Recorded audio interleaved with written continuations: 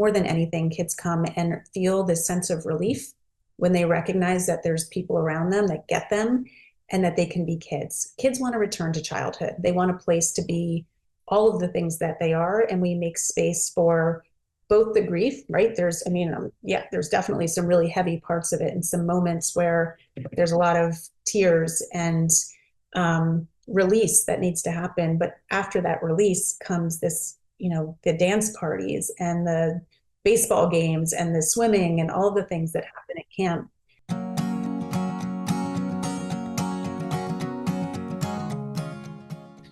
Welcome to the Company of Dads podcast. After 120 plus episodes, we're doing something different this season. I'm still your host, Paul Sullivan, and we're still focused on lead dads, working moms, and how small changes at home or at work can have a big impact on their lives. What's new this year is each episode now promises to deliver actionable advice on some area of concern at home or at work. Short, direct, again, actionable. 5 questions, 5 answers. Today, we're going to be talking about summer camp, and not any summer camp, but a very unique, important, special summer camp that I just heard about. Our guest is Sara Deren. She's the founder of Experience Camp. She's going to explain all about that. I won't steal her thunder there, but it's that time of year when we begin thinking about camps, and like I said, this is a very special one. Sara, who married into the camp business, is the mother of 3, boy, girl, boy, 15, 14, and 11, and she's here today to tell us about what she's doing. Sara, welcome to the Company of Dads podcast. Thanks, Paul. Great to be here. Good. All right. What is Experience Camps, and why does it exist? Experience Camps is a national network of summer camp programs for grieving children, kids who've had a parent, sibling, or primary caregiver that died. We currently we're about to operate actually in 7 locations, 7 states around the country, serving kids who have experienced something that children aren't meant to experience at this age, right? This sudden loss or possibly a long illness type of loss that has rocked their worlds and left them feeling, in most cases, really isolated from other kids and isolated from the world around them that doesn't necessarily understand how to talk about grief and doesn't do it particularly well. Yeah. How did it come about? So as you mentioned, I married into summer camp about 18 years ago. I met my husband, John, who is a owner and director of a summer camp in Maine. And I was working at the time in New York City in the financial services industry. And 2008 came around and I got laid off from my job. And turned to my camp director husband with a little bit of what am I going to do now? I was 8 months pregnant with our first child. And we were at this real inflection point that started with a little bit of panic and pretty quickly moved into a place of purpose, where we recognized that we had this incredible opportunity with summer camp, with all of the amazing things that it allows in character development, sportsmanship, growth, all the things you see at summer camp. But it was really for kids most summer camps are for kids who can afford to be there. Mm-hmm. So we decided to start a nonprofit with all this new free time I had, not having a job anymore, and pretty quickly decided that grief was the place we were going to focus in that nonprofit. So we opened Experience Camps for the first year in 2009. We had 27 boys at that time. The camp we opened was a boys camp, so we started with boys. It since has obviously grown to girls and a number of other locations. But I would say every minute of that week changed my life.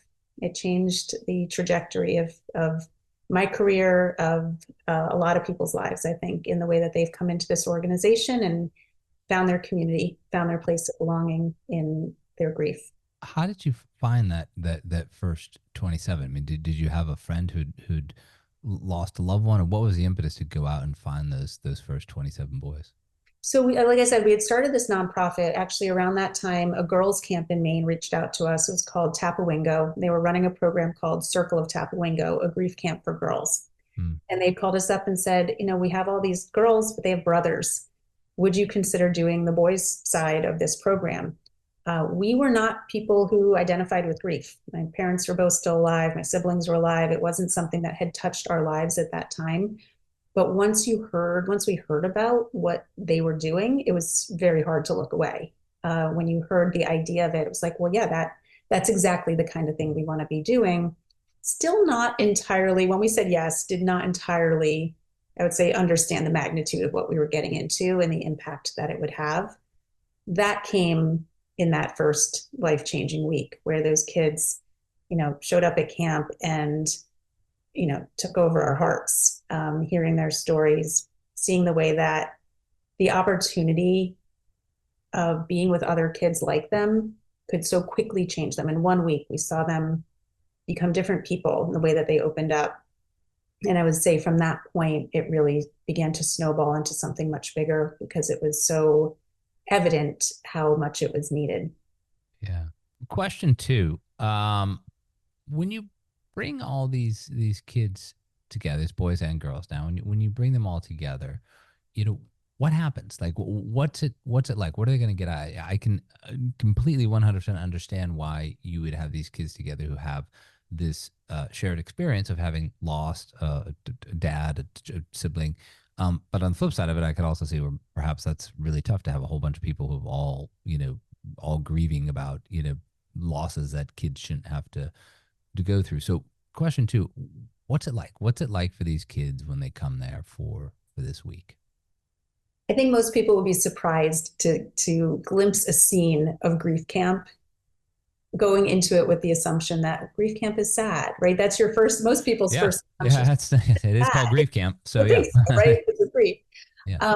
The truth is, it is overwhelmingly positive, joyful, exuberant with all of the play and the fun of camp. I think more than anything, kids come and feel this sense of relief when they recognize that there's people around them that get them and that they can be kids. Kids want to return to childhood. They want a place to be all of the things that they are, and we make space for both the grief, right? There's definitely some really heavy parts of it and some moments where there's a lot of tears and release that needs to happen. But after that release comes this, the dance parties and the baseball games and the swimming and all the things that Yeah. happen at camp. We start with camp, we start with play, we start with the language of childhood. So when kids come to camp, they arrive on their bus to a dance party, literally music going, the counselors are all clapping, everybody's jumping around. And you can see the kids who are coming off that bus for the first time, assuming that grief camp's going to be really sad and we're probably forced to get on that bus by their parent and caregiver.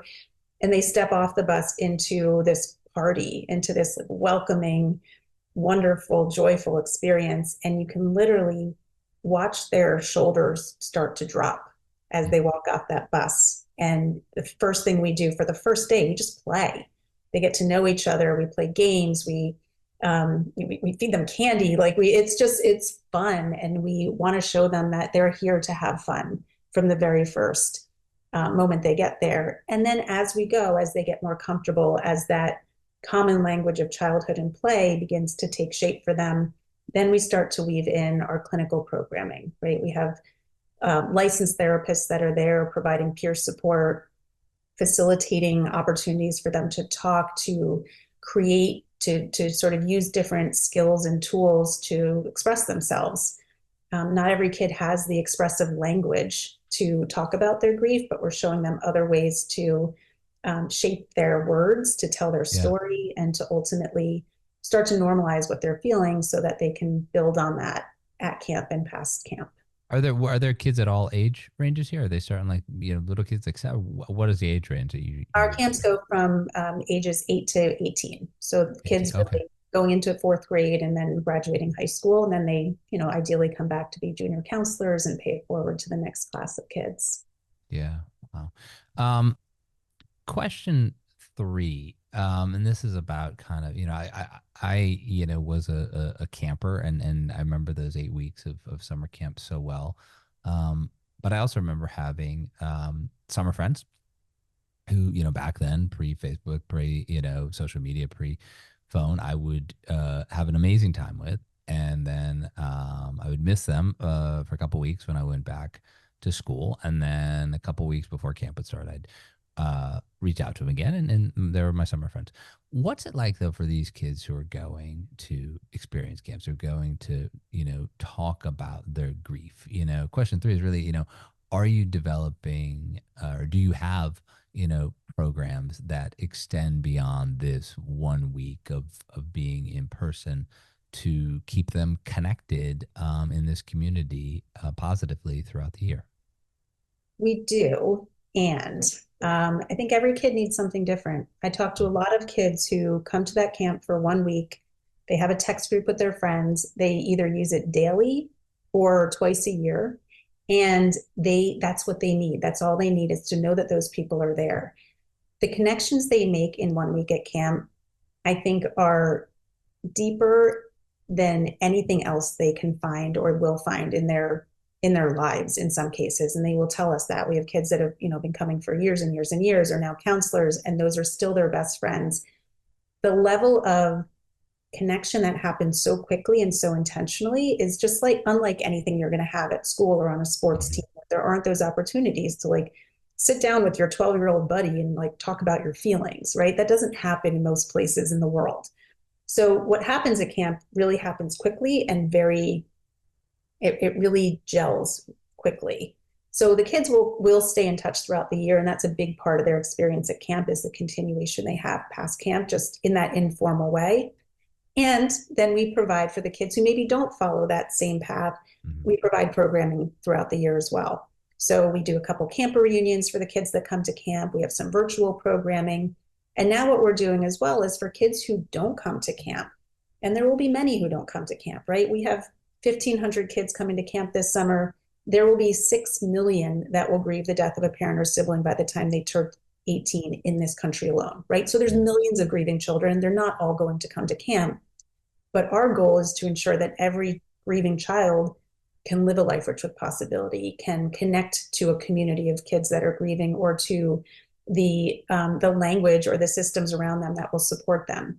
So we're now working on different programs that can reach kids, what we call beyond the bunk, right? Outside of camp, virtually, in person, through social media, through digital platforms that can articulate all of the wonderful things we know from camp and from our kids, but to a wider audience. That's great. Um, I love this. Question four. I mean, we're obviously the company of dads. We come at a lot of issues through the lens of fathers. We know from mortality rates that dads die younger than moms. And obviously, I know that this is the siblings are involved. They're grieving the loss of siblings. Of course, they're obviously some kids are grieving the loss of moms.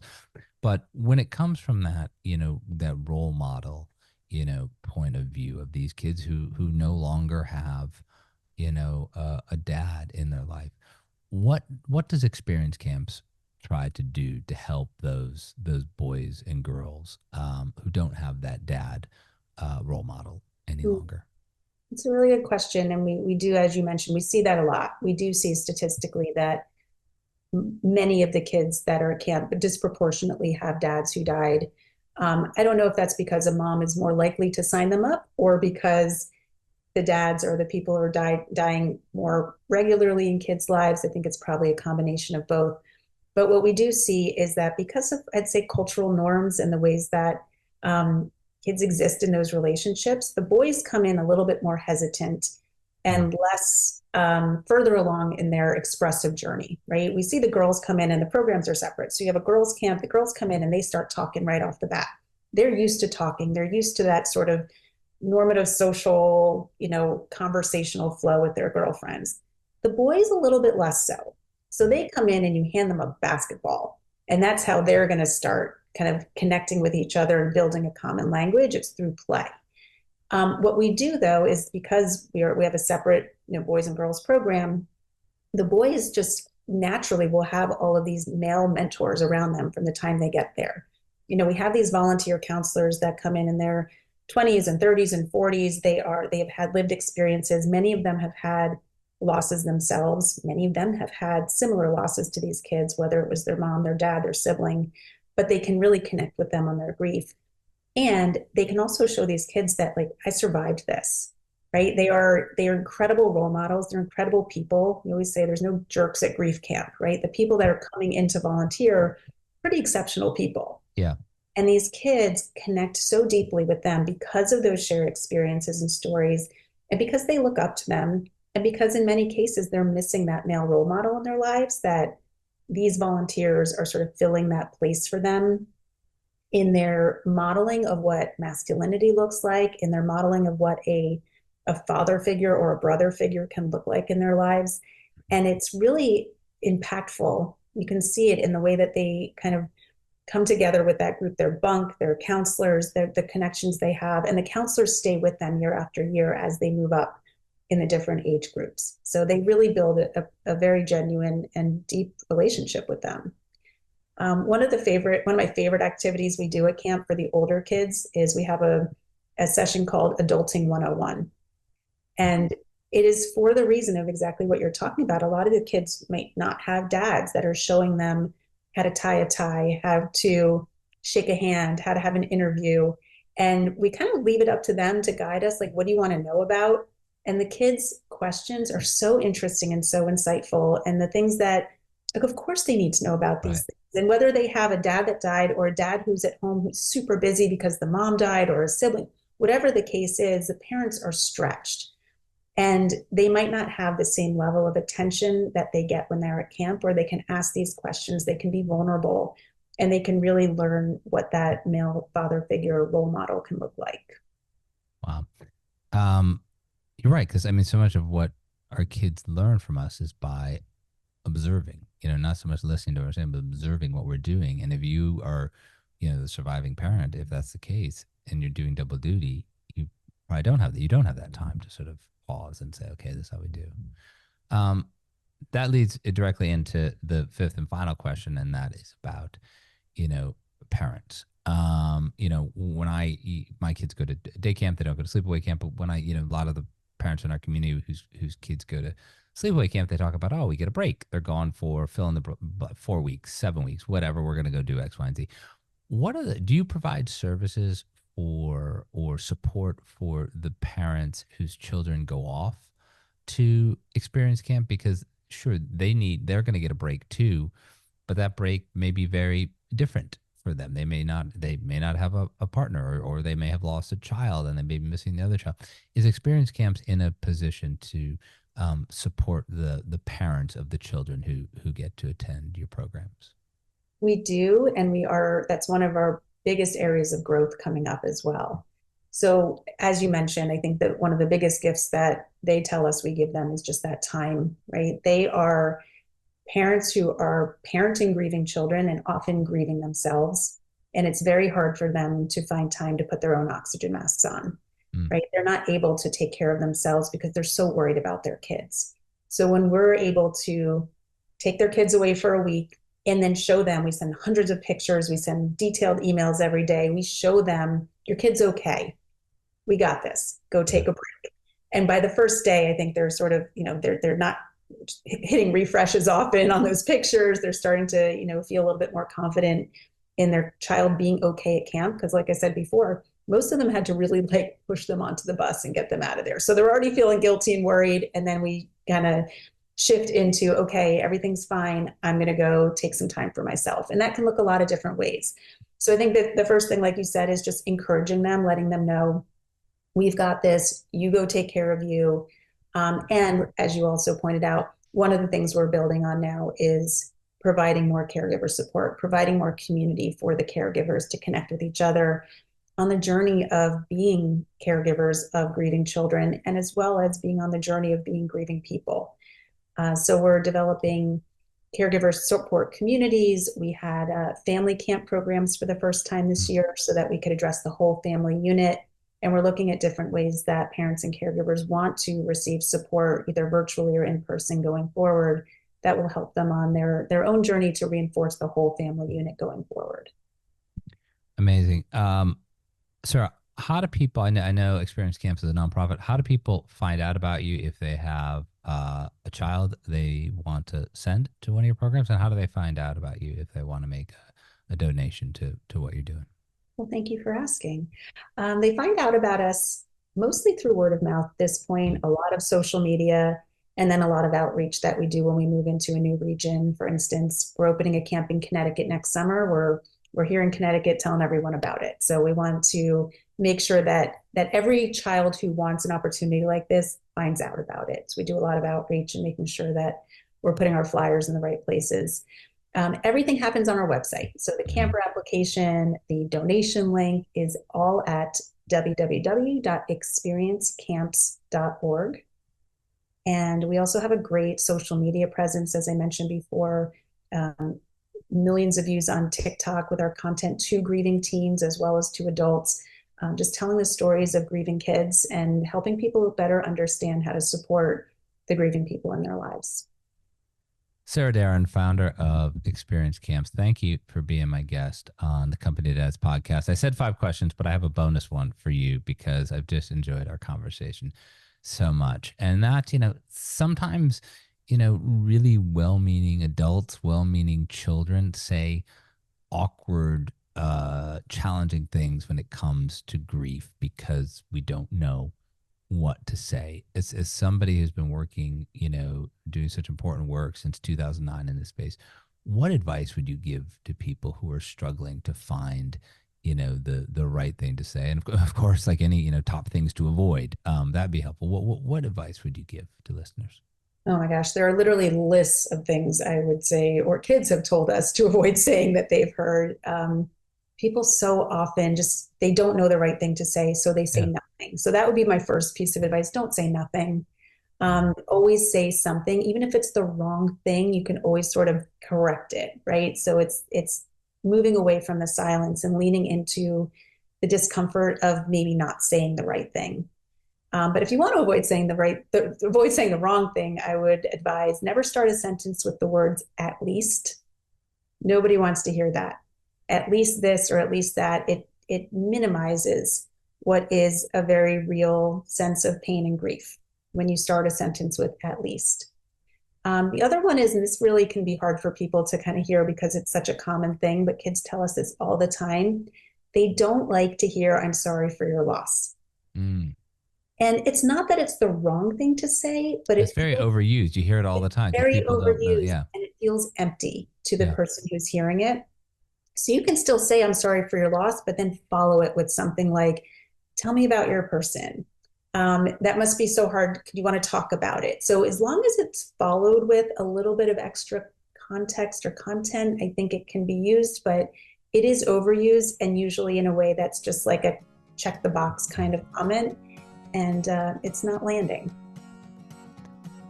Sara Deren, founder of Experience Camps, thank you again for being my guest on the Company of Dads podcast. Thanks so much for having me. This was great. Thank you for listening to the Company of Dads podcast. I also want to thank the people who make this podcast and everything else that we do at the Company of Dads possible. Helder Mira, who is our audio producer. Lindsay Decker, who handles all of our social media. Terry Brennan, who's helping us with the newsletter and audience acquisition. Emily Servin, who is our web maestro. And of course, Evan Roosevelt, who is working side by side with me in many of the things that we do here at the Company of Dads. It's a great team, and we're just trying to bring you the best in fatherhood. Remember, the one-stop shop for everything is our newsletter, The Dad. Sign up at thecompanyofdads.com/thedad. Thank you again for listening.